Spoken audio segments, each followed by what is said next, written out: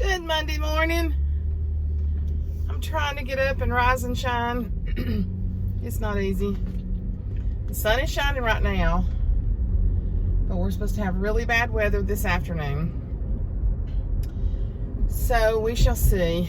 I am running and getting me some breakfast. Gonna go get me an Egg McMuffin. And there you go. I knew this wasn't very secure the way I had it. We shall see if that stays. But I'm going to get me some breakfast and going over to Mama Love's for a while. Have a doctor's appointment Tuesday and keeping the boys Wednesday. Bible study Thursday night. I like to be home on Thursdays to get my house in order spiritually and in the real world. But yeah, I didn't get to see my mom this weekend, and the weekends are hard because we're doing so much with the boys right now. Yeah, interaction with Mama right now is very limited with other people. She really is dependent on me and Dana, my brother. It puts a lot on me to try to be there as much as I can, but I'm gonna do it. I'm gonna do it when it's easy. I'm gonna do it when it's hard. She has always been so content. I mean, it's just been such a blessing how content she has been there. She's been there at that house. Got one of those stupid phone calls from the United States. You know that's nobody. But she's been there at the house by herself for 36 years now, and she's always handled it beautifully. But past year or so, she's not handling it as well. Even though, you know, we take her every 5 weeks to get a shot in her eye. And then I took her to a new doctor last week, which I'll tell you about. But even though they say her eyesight is not changing, she says that she can't see as good as she did.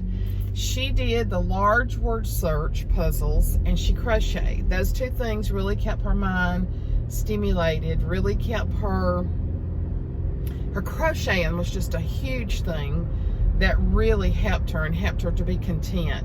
Well, she didn't crochet last winter at all. And she says it's because she can't see. But I don't know. It seems like it's more than that to me. It's like, I told John yesterday, because I didn't get to go see her yesterday. When I called her, she's like, nobody has called this house today. Well, you know, I had church, I had the baby, I had a wedding at 4. And usually we take her lunch every Sunday after church. But she knows sometimes, things are different. But even if I take her off all day, she'll tell me the next day she's really lonely. So I think it's just her age. I think it's because she's not doing things. The only thing she's doing is watching television. That's all. I'm going to stop here by the post office and I'll be right back with y'all. I'm back in my car and it feels so good. I feel like I'm crawling down into Mama's little Honda. I got to get it back to her. She can't drive, but she likes seeing it parked at her house. So anyway, things are changing. Things are changing. Change is hard. I'm just going to tell you, taking care of a parent is hard.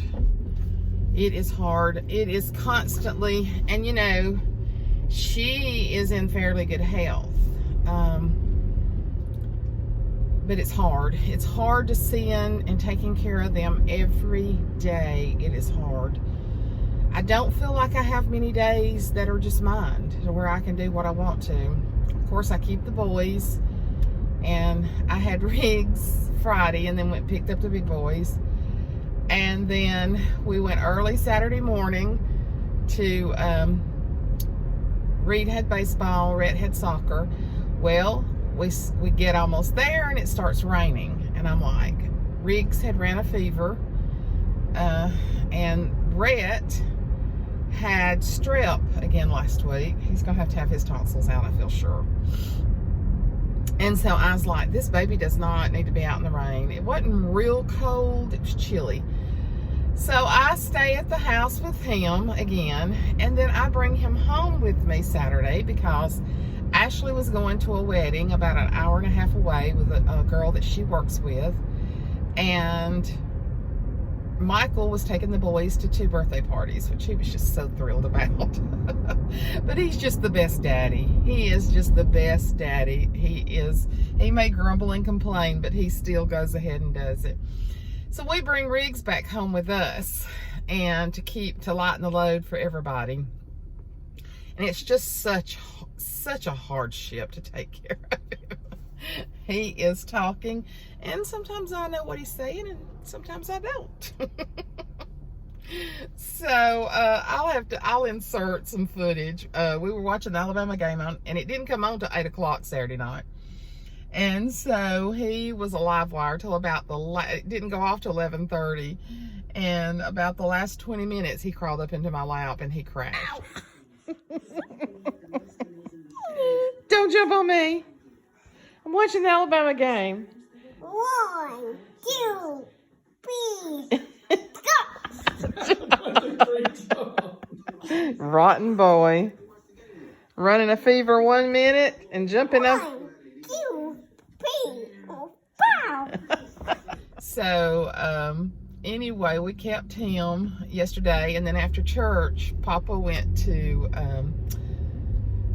Red had a baseball game. They're playing too much. And so he went to that, and I stayed home, and I went to a wedding. And I'll insert a picture here of the most gorgeous bride. I've watched her grow up her whole entire life, but I told him yesterday she had to be a size -0, this tiniest little girl I've ever seen.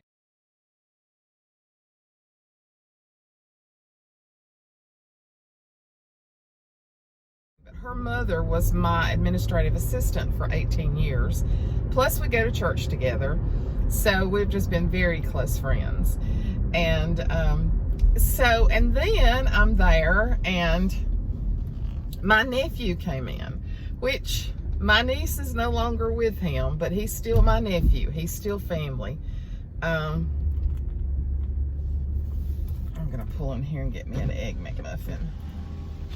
I'm not in the habit of eating anything like this.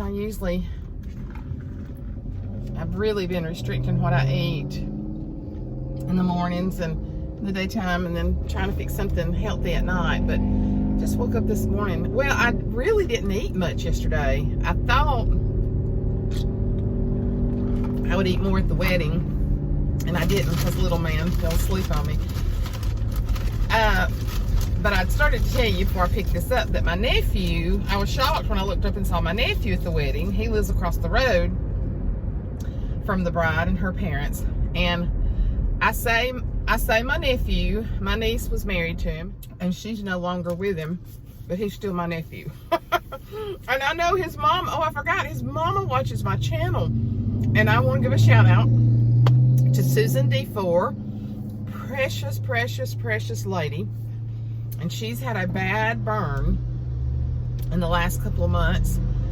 She, from my understanding from her son, she was reaching across something she was cooking, and her sleeve caught on fire, and she got a bad burn on her chest. So Susan, I just want you to know that I've been praying for you, and will continue to pray for you. And I'm so glad you watch my channel. That tickles me. I love it when local people watch my channel too. So, but Darren was at the wedding, and I looked up and I was like, I mean, I know he lives across the road from him. I just didn't expect. And they were using his car. He has like a little 60-something Fairlane convertible. It was so cute, and they left in his car. So he sat with all of us. All of our Bevel people, our college people, sat together, plus Ashley and Riggs. And we just had a great time. But let me just tell you, my nephew was looking hot last night. He was turning some heads. He doesn't even know this, but people were like, because Janice, my friend, was there, and we were going to video on the way there, because I know y'all been wanting to see her, because we didn't get to go to Florida this year. And And so people were like, who's Janice with? Janice, who are you with?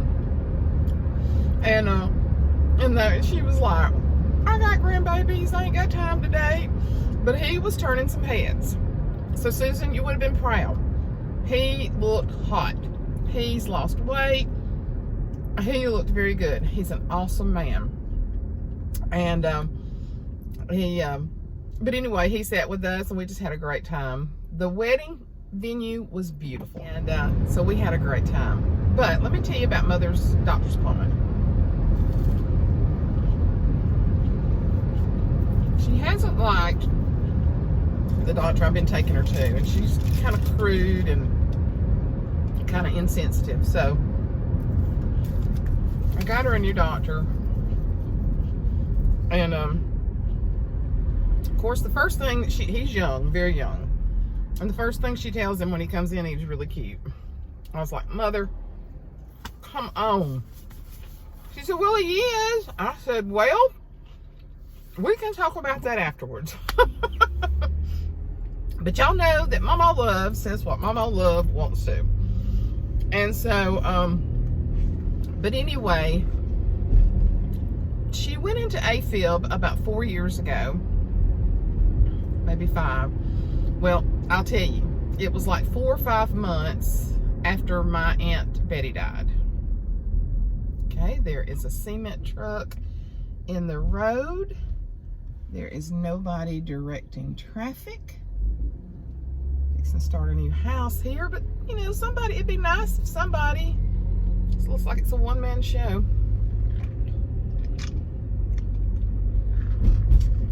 So my Aunt Betty, I think I've talked about her before. She was just one of those women in life that you just love, that you love, that you love. She shot straight from the hip. You knew how she felt. She was a survivor, like my mother. Lost a son in Vietnam. Not just lost a son, he was missing in action for 10 to 12 years.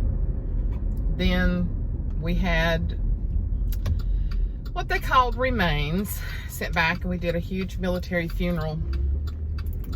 So when you have a child missing in action for all that time, I don't even know. I can't even.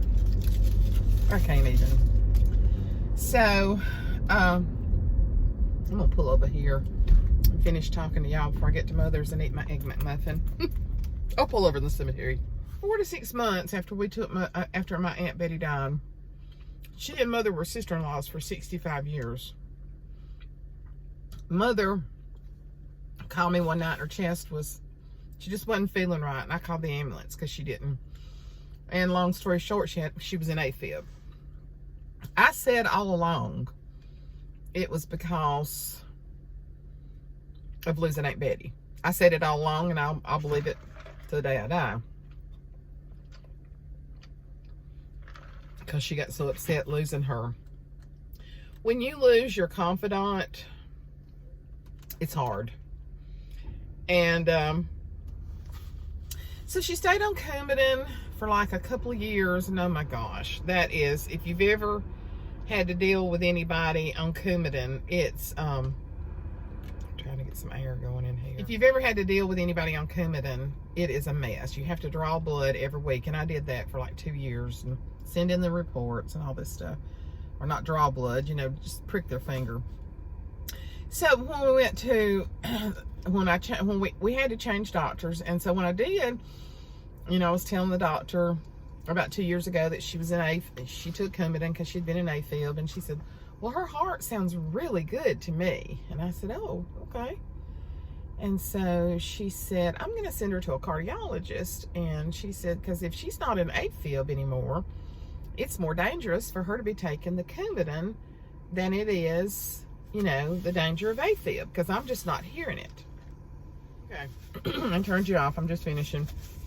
I didn't want to sit here and eat in front of you. I'm not a mukbang person. I mean, some people can do their lunch and do mukbang, and that's fine, but I just don't want to sit here and eat in front of you. So anyway, I took her to a cardiologist, and I know y'all won't always hear updates on her. And so, went and saw a cardiologist, and he said she's not an AFib. And he said it's more dangerous for her to be on Coumadin than the risk, because he said she's doing good. Well, great. We've been off Coumadin probably for a year, or going on 2 years. I took her to a new doctor Monday, this past Monday. And I told him, she'd been on Coumadin in the past and all this, but she wasn't in AFib anymore. And so he was listening to her heart. He said, she's not in AFib anymore? I said, no, she's been off all of it and blah, blah, blah, all this. And he said, well, I'm hearing some real irregular heartbeats. And I was like, what? And he said, yeah. He said, I'm going to get them to do an EKG. So this new facility where we're going, everything's at that facility. And so they brought the EKG right in there and did it on her. Well, guess what? She's back in AFib again. But he's not going to start her back on Coumadin. We're going to start with a baby, or we start with a baby aspirin. But it puts her at high risk for a stroke. And so he said, has, anything happened that, is she worried about anything? Has anything happened? He said, now elderly people can go in and out. He said, but since she had been out of it for so long, and I was like, oh no. Well, it dawned on me that afternoon. She had gotten very upset the week before. And I just got so angry because she got upset about something. And I thought, that's put her back in AFib. That's put her back in AFib. So now we get to start with the cardiologist all over again. I'm praying they don't put her on Coumadin again. But I had just posted the lesson on what to do when you're spiritually attacked. And I was so angry when I figured out what had caused it. I mean, angry. And I was like, Lord, you're going to have to help me. You're going to have to help me because I am so angry right now. And we're just going to work through this. If I have to, I don't know what I'm going to have to do. I just want my mother taken care of. Every day with her is precious. Is she easy to take care of? No, she's really not. And I say that because she's not hard. It's just when you're taking care of another person, it's hard. And then when you got grandbabies to take care of, and then you're trying to do teaching ministry in your home, on YouTube, it's just that my plate is so full, and I'm taking a 9-month mentoring class. And so, but my first obligation is to my family. And with my mother not being able to drive right now, she is solely responsible. I mean, I am solely responsible. She is totally dependent on us. She wouldn't have groceries. She wouldn't have nothing if it wasn't for us. And dadgummit, I'm going to see that she's taken care of, and I don't want anybody or anything upsetting her. And so I had a bad day Wednesday. I had a bad day. It kind of all, we went to the doctor on Monday thinking about, why is she back in AFib? It dawned on me, and then I woke up Wednesday, I think, with the devil sitting on my chest, because Wednesday, it was just a weird physical day for me. With dysautonomia, there's times that your head just feels like it's everywhere except where it's supposed to be. And that was one of those days. And when you compound that with your mother's in AFib, knowing she's in danger of stroke because of something that's happened and upset her, I was fighting mad. I was fighting mad. We have a saying in our family, the lucky reed was coming out in me. That was my daddy. The lucky reed was coming out in me Wednesday. I got victory over it. And I'm going to do everything to take care of this precious woman. Because you know what? One of these days we're going to wake up and she's not going to be here. She's going to be home with the Lord. And I told John yesterday, I almost think she's longing for home. nobody really wants to die, but I think part of her discontentment is that she's ready to go home. I feel like she feels like she's run her course here. And because I'll tell her, Mama, you're going to live. You're going to outlive me. Oh, no, I'm not. No, I'm not. Don't say that. But y'all, she's a hoot. And she puts on a good show. But she holds her feelings in. Well, she don't to me. I guess I'm her confidant now. She feels my ears full. But she's got to have somebody to talk to. But y'all just pray for Mama Love. Put her on your prayer list. Just pray that AFib goes away. Because, you know, guys, look, I know she's not going to live forever. She'll be 93 in March. But I certainly don't want her to have a stroke. And my biggest fear is having to put her in a nursing home. Because she has begged me never to put her in a nursing home. And the thing is, if she had a stroke and couldn't maintain herself, I mean, that's the only thing I could do. And she has always said, baby, please don't put me in a nursing home. Mother worked in nursing homes for a few years when she was a visiting nurse. And she wasn't a nurse, but that was what the thing was called. She went in, she was a CNA. And she went in and took care of patients for years. But she also worked part-time in the nursing home. And she knows that's someplace she doesn't ever want to be. So, I got on here to tell you all about my weekend. And just to check in with y'all. And then to tell you to be praying for Mama Love. Be praying that she doesn't get upset anymore. And that this AFib just diminishes. Now we've got to see another new cardiologist. They're supposed to be calling me to make an appointment. And so we'll be going to yet another doctor's appointment. And she's not patient at doctor's appointments. She said the other day, haven't we been here about 4 hours? And I said, no, it's really 2. And so then we went to eat at Cracker Barrel afterwards. And then we picked her up. We were supposed to make a full grocery bill afterwards. But that's a lot. That's a lot. It was a lot for her. It was a lot for me. But I wasn't going to say anything. So she said, no, I'm just going home. You can make a grocery bill for me tomorrow. Okay, so I did. So that's the way my weeks go. What have you got? What exciting have you got planned? I go to the doctor tomorrow. I babysit Wednesday. And, oh, the leaves are falling. Oh, the leaves are falling. It's getting like fall here. I love to be sitting and the leaves are falling. But y'all have a blessed week. I didn't get on here to complain, but I guess I did.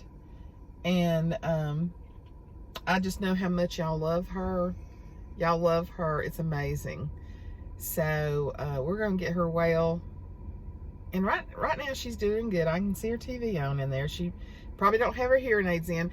The other day when I went in, she had the TV on 62, the volume. One of the things that drives me crazy is the TV when you're trying to talk. And so I said, Mama, can I turn this down or off? So she hasn't even looked. She hasn't even, her and the dog probably both are asleep. So, because I'm early. I don't usually come over this early. But I wanted to get over here in case it was severe weather this afternoon. So, but I love you guys. And thank you so much. And Susan D4, we're praying for you. And y'all pray for Susan. She's in our YouTube community and she's had to have fluid pulled off because of the burns and everything. And she is a beautiful, beautiful lady. Precious woman of God. And she's lost her husband in the last couple of years. And but she has some great sons and beautiful grandchildren too. So I know that helps her like it does me. But y'all add Susan D4 to your prayer list also, that God will just, that she will just be healed quickly and no more fluid and to heal completely from those burns. So, but anyway, long conglomerate catch up of my weekends, been busy. Oh, and Alabama won. It wasn't real pretty, but we won. Beat Tennessee, yay. Now my subscribers in LSU in Louisiana, we're worried about y'all in 2 weeks. we're worried about LSU. We know LSU, and Tua, our quarterback, got hurt this week, so we're worried about LSU. And then we'll meet, if we keep doing good, we'll meet away girls, Oklahoma Sooners, in the playoffs like we did last year. So anyway, I love you guys. Y'all have a fantastic week, and I'll be back. Bye.